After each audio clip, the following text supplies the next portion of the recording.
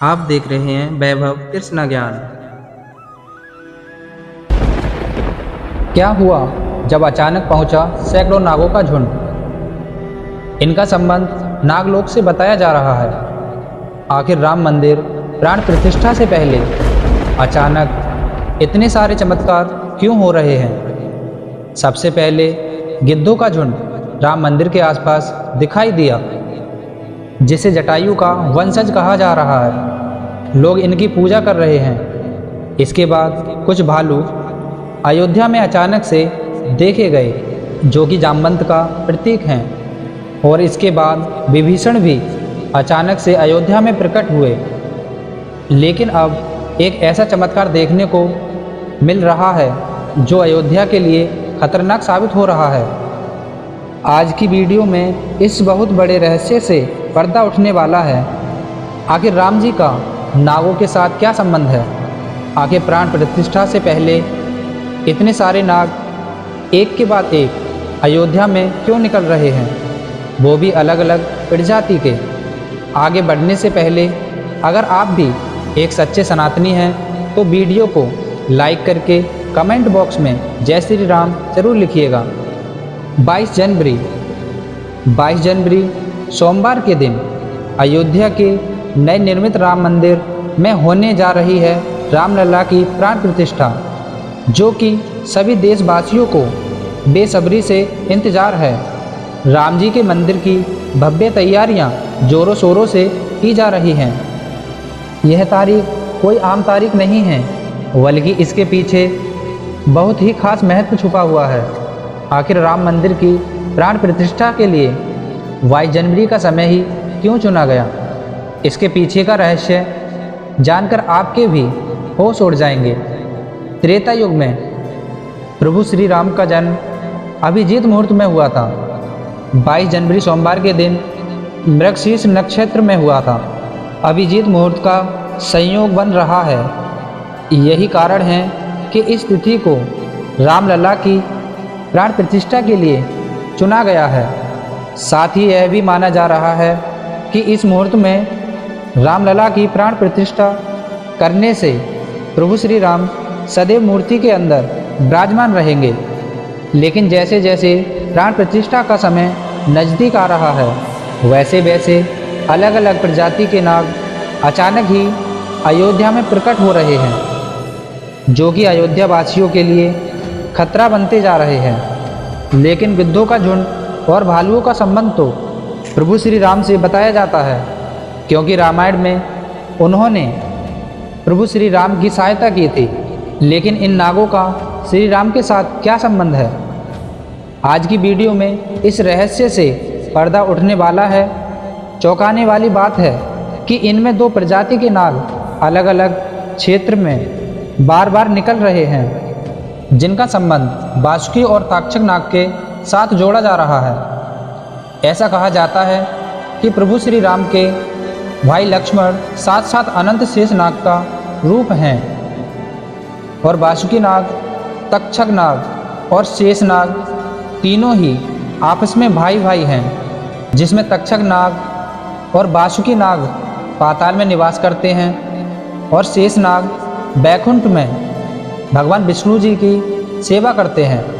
तो अंदाज़ा लगाया जा रहा है प्रभु श्री राम अपने भाई लक्ष्मण यानी शेषनाग और माता सीता के साथ अयोध्या धाम पहुंच रहे हैं। तो शेषनाग के दोनों भाई पाताल में से उनसे मिलने के लिए बार बार प्रकट हो रहे हैं। दोस्तों, यह रहस्य बहुत बड़ा है, क्योंकि अयोध्या के क्षेत्र में जब एक सांप को एक सुरक्षित क्षेत्र में छोड़ा जाता है, जब वही सांप पुनः राम मंदिर परिसर में भी देखा जाता है, जिससे कई बार मजदूरों को भी काम करने में भय महसूस होता है। लेकिन जय श्री राम का नाम उन्हें हिम्मत देता रहता है। दोस्तों, आप भी नीचे कमेंट बॉक्स में जय श्री राम जरूर लिखिएगा। लेकिन दोस्तों, प्रभु श्री राम का नागों के साथ क्या संबंध है, वो सच्चाई जानकर आपके भी पैरों तले जमीन खिसक जाएगी, क्योंकि पूरे घटनाक्रम को मल्टीवर्स के साथ जोड़कर देखा जा रहा है, जिसे हिंदी में सृष्टि चक्र कहते हैं। मल्टीवर्स की सच्चाई जानकर आपके भी रोंगटे खड़े हो सकते हैं। जिस संसार में हम रहते हैं वो सृष्टि व विनाश के चक्र से गुजरता है। इस संसार के प्रत्येक सृष्टि चक्र को एक कल्प कहा जाता है।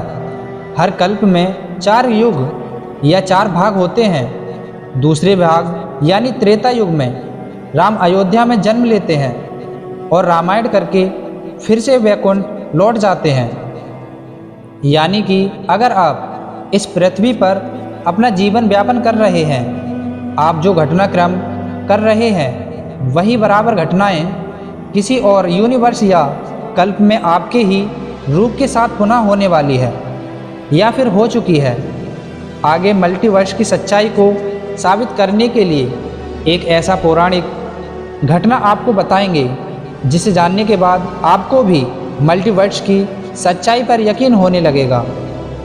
इस दुनिया में केवल 3 विद्वानों को मल्टीवर्स को देखने की और उनमें जीने की, टाइम ट्रेवल करने की इजाज़त दी गई है, जिसमें पहला है वासुकीनाग, दूसरा है तक्षकनाग और तीसरे हैं काकपुष्कंडी। तक्षकनाग के बारे में हम आपको बता चुके हैं, लेकिन सवाल उठता है आखिर काकपुष्कंडी कौन हैं और आखिर उन्हें भगवान श्री राम ने अमर कैसे बनाया।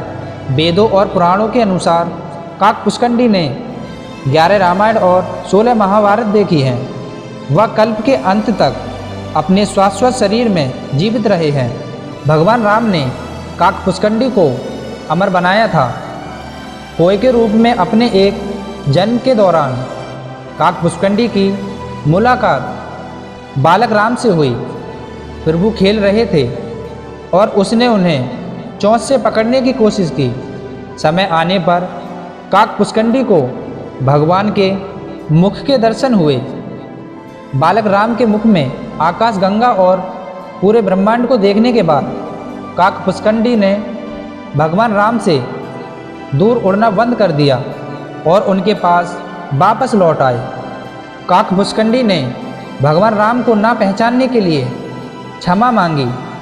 भगवान ने उन्हें दिव्य मुस्कान दी और काकपुष्कंडी से उनकी इच्छा पूछी। काकपुष्कंडी ने कहा वह भगवान राम के प्रति अपनी भक्ति हमेशा हमेशा के लिए करना चाहता है। काकपुष्कंडी के प्रेम और समर्पण से प्रसन्न होकर भगवान राम ने उन्हें आशीर्वाद दिया ताकि काल काकपुष्कंडी को नहीं मार सकता और वह इस कल्प में अंत तक जीवित रहेंगे। जिनके बाद सृष्टि के 27 चक्र तक जीवित रहे, उन्हें अमरता का वरदान प्राप्त हुआ। वे कौवे के रूप में जीवित रहेंगे कि उन्हें भगवान राम के निकट रहने का अवसर मिलता। जब भी भगवान राम का जन्म होता है वह अयोध्या जाते हैं और भगवान राम को एक बच्चे के रूप में बड़े और खेलते हुए देखते हैं। यह भी हो सकता है काकपुष्कंडी अयोध्या में भी हाल फिलहाल मौजूद हों और राम मंदिर के निर्माण कार्य को अपनी आंखों से देख रहे हों। यानी कि यह तीनों विद्वान अपनी मर्जी से किसी भी कल्प यानी यूनिवर्स में जा सकते हैं, टाइम ट्रेवल कर सकते हैं। और अयोध्या में अचानक से नागों का पाया जाना, वो भी राम मंदिर प्राण प्रतिष्ठा से पहले, तो इनका संबंध भी वासुकी और तक्षकनाग से लगाना गलत नहीं होगा। इन नागों के दर्शन मात्र से भक्तों का उद्धार हो जाता है। लेकिन जो अभी भी मल्टीवर्स यानी सृष्टि चक्र को मानने को तैयार नहीं, लेकिन आगे हमें कैसे कहाँ एक ऐसी सच्ची कहानी आपको बताने जा रहे हैं जिसका संबंध रामायण से जुड़ा है। और इसे जानकर आपको विश्वास हो जाएगा कि मल्टीवर्स वास्तव में होता है। जिस तरह दुनिया में आने वाला हर इंसान की मृत्यु निश्चित होती है, उसी तरह इंसान रूप में जन्म लेने वाले भक्त भगवान के अवतारों का भी इस धरती पर एक निश्चित समय है। वो समय समाप्त होने के बाद उन्हें भी अपने प्राण त्यागने के बाद अपने लोक वापस जाना पड़ता है। उसी प्रकार भगवान श्री राम भी इस लोक को छोड़कर वापस विष्णु लोक गए। भगवान श्री राम की मृत्यु में सबसे बड़ी बाधा उनके प्रिय भक्त हनुमान थे, क्योंकि हनुमान जी के होते हुए यम की इतनी हिम्मत नहीं थी कि वो राम के पास पहुंच सके। लेकिन स्वयं श्री राम से जो हल निकाला वो मल्टीवर्स यानी सृष्टि चक्र के साथ जुड़ा हुआ था। एक दिन राम जान गए कि मृत्यु का समय हो गया था। वह जानते थे कि जो जन्म लेता है उसे मरना पड़ता है। उन्होंने कहा कि यम को मुझ तक आने दो, मेरे लिए बैकुंठ, मेरे स्वर्ग धाम जाने का समय आ गया है। लेकिन मृत्यु देवता यम अयोध्या में प्रवेश करने से डरते थे, क्योंकि उनको राम के परम भक्त और उनके महल के पहरे हनुमान जी से डर लगता था। यम के प्रवेश के लिए हनुमान जी को हटाना जरूरी था। इसलिए राम ने अपनी अंगूठी को महल के फर्श में एक छेद में गिरा दिया और हनुमान से इसे खोज कर लाने को कहा। हनुमान जी ने स्वयं का रूप छोटा करते हुए भमरे जैसा आकार बना लिया था और केवल उस अंगूठी को ढूंढने के लिए प्रवेश कर गए। वह छेद केवल छेद नहीं था, बल्कि एक सुरंग थी जो रास्ता सांपों के नगर नागलोक तक जाता था। हनुमान जी नागलोक के राजा वासुकी से मिले और अपने आने का कारण बताया। वासुकी ने हनुमान जी को नागलोक के मध्य में ले गए, जहां अंगूठियों का पहाड़ जैसा ढेर लगा हुआ था। वासुकी ने कहा, यहाँ आपको राम की अंगूठी अवश्य मिल जाएगी। हनुमान जी सोच में पड़ गए कि वे उसे कैसे ढूंढें, क्योंकि यह तो भूसे में सुई ढूंढने जैसा था। लेकिन सौभाग्य से जो पहली अंगूठी उन्होंने उठाई वो राम की अंगूठी थी। आश्चर्यजनक रूप से दूसरी अंगूठी भी उन्होंने उठाई, वो भी राम की अंगूठी थी। वास्तव में जो सारी अंगूठियों का जो ढेर था सब एक ही जैसे थे। इसका क्या मतलब है? वह सोच में पड़ गए। वासुकी नाग बोले, जिस संसार में हम रहते हैं वो शुरू भी होता है और प्रलय के साथ उसका अंत भी हो जाता है, क्योंकि कल्प में 4 युग आते हैं और समाप्त भी हो जाते हैं, और हर सतयुग के अंत में एक बानर इस अंगूठी का पीछा करता है और पृथ्वी पर राम मृत्यु को प्राप्त होते हैं। इसलिए यह सैकड़ों हजारों कल्पों से चली आ रही अंगूठी का ढेर है। सभी अंगूठियां वास्तविक हैं। अंगूठियां गिरती रहीं और इनका ढेर बढ़ता रहा। भविष्य के रामों की अंगूठी के लिए भी यहाँ काफ़ी जगह है। हनुमान जान गए कि उनका नागलोक में प्रवेश और अंगूठियों के पर्वत से साक्षात कोई आकस्मिक घटना नहीं है। यही मल्टीवर्स का रहस्य था। यह राम जी का उनको समझाने का मार्ग था कि मृत्यु को आने से रोका नहीं जा सकता। राम मृत्यु को प्राप्त होंगे और संसार समाप्त होगा, लेकिन हमेशा की तरह संसार पुनः बनता है और राम भी पुनः जन्म लेते हैं। इस घटना के बाद प्रभु श्री राम सरयू नदी में समाहित हो जाते हैं। उनके साथ अयोध्या का एक एक वासी सरयू नदी में समाहित हो गया।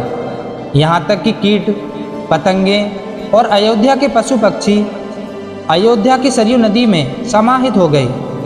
ऐसा कहा जाता है कि अयोध्या में जितने भी रहवासी रह रहे थे वह सभी देवताओं के अंश थे, जो प्रभु श्री राम की लीला को अपनी आंखों से देखने के लिए अयोध्या में रहवासियों की तरह रह रहे थे। जब रामायण काल पूरा हुआ तो वह भी प्रभु श्री राम के साथ अपने अपने धाम लौट गए थे। मात्र अयोध्या का भूभाग ही बच गया था और वर्षों तक यह भूमि यूं ही पड़ी रही। बाद में श्री राम के पुत्र कुश ने अयोध्या को फिर से बसाया। इसका वर्णन कालिदास के ग्रंथ रघुवंश में मिलने की बात कही जाती है। रामायण के अनुसार कुश ने ही सर्वप्रथम पत्थर के खंभे वाले मंदिर का अपने पिता की पूज्य जन्मभूमि पर निर्माण करवाया था। वहीं जैन परंपराओं के मुताबिक अयोध्या को राष्ट्रदेव ने फिर से बचाया था।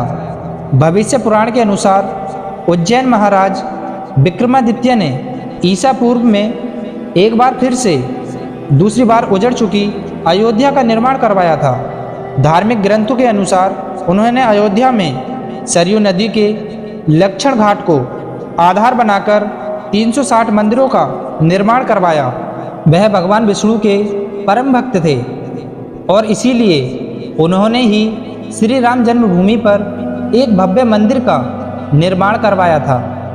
हिंदू पक्ष का दावा रहा है कि बाबर से पहले भी 1833 में मुस्लिम आक्रमणकारियों ने साला मसूर ने राम जन्मभूमि मंदिर को ध्वस्त करवाया था। अयोध्या में राम जन्मभूमि मंदिर विवाद की कहानी की 1528 से शुरू हुई। अयोध्या में राम जन्मभूमि मंदिर की विवाद की कहानी 1528 से शुरू हुई। हिंदुओं का दावा रहा है कि मुगल आक्रमणकारियों ने बाबर ने पवित्र जगह को तोड़कर उस पर मस्जिद का निर्माण करवाया था। अयोध्या राम जन्मभूमि बाबरी मस्जिद विवाद पर अपना ऐतिहासिक फैसला देते समय सुप्रीम कोर्ट ने उन सिख ग्रंथों की भी अहम सबूत माना, जिसके मुताबिक सिख धर्म के संस्थापक गुरु नानक देव जी ने आक्रमणकारी बाबर के भारत आने से पहले ही भगवान राम जन्मभूमि के दर्शन के लिए अयोध्या पहुँचे थे। गुरु नानक देव जी 1510 से 1511 के बीच अयोध्या आए थे, जबकि बाबरी मस्जिद 1528 में बनवाई गई थी। इतिहासकारों के अनुसार वहाँ पर बाबर के कहने पर उनके एक सूबेदार ने मस्जिद का निर्माण करवाया था। 23 दिसंबर 1939 को राम जन्मभूमि मंदिर के इतिहास में एक बार जबरदस्त मोड़ आ गया था। रामलला की प्रतिमा मस्जिद के अंदर अचानक से विराजमान पाई गई थी। यह विवाद इतना बड़ा कि आखिरकार तत्कालीन सरकार उस ढांचे को विवादित मान उस पर ताला लगाना पड़ा। ढांचे के अंदर नमाज रुक गई, लेकिन राम चबूतरे और परिसर के बाकी हिस्से में पूजा अर्चना निरंतर चलती रही।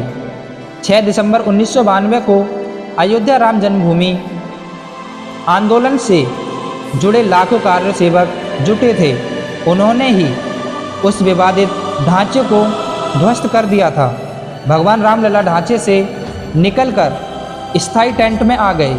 यानी कि राम मंदिर का इतिहास बहुत बड़ा है। कई लोगों के संघर्ष की कहानी है और कई कार्य सेवकों के बलिदान का प्रतीक है। भले ही हम संघर्ष में भाग नहीं ले सके, लेकिन यह हमारा सौभाग्य है कि हम राम मंदिर को बनता हुआ अपनी आंखों से देख रहे हैं। अगर आज की खास वीडियो आपको पसंद आई है तो सच्चे सनातनी हो तो इस वीडियो को लाइक करके कमेंट में जय श्री राम जरूर लिखिएगा। आज की वीडियो में फ़िलहाल इतना ही। जय श्री राम।